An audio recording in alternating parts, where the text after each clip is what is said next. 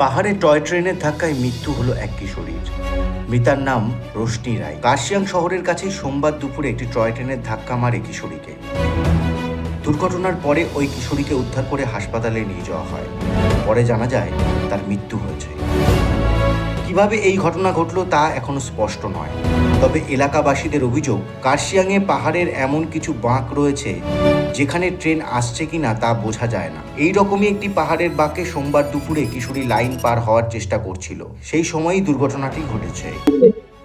तो उनका काफी काम होने के बाद सुबह तक आने के टाइम में जैसा वहाँ पे हुआ था।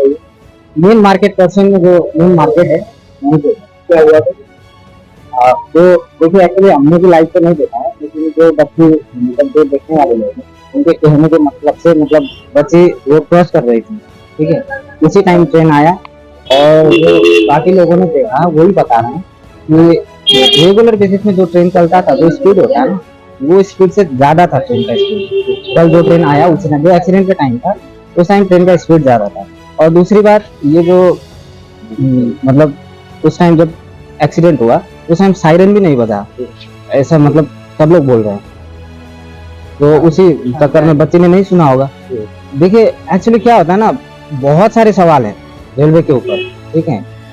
अगर बहुत बारी आप लोगों ने भी देखा होगा, सबने देखा है कि जब भी पटरी पे अगर गाड़ी भी खड़ा रहता है तो ट्रेन रुका है, ठीक है। अगर गाड़ी के लिए ट्रेन रुक सकता है तो किसी इंसान के लिए क्यों नहीं होगा कल। এই খবর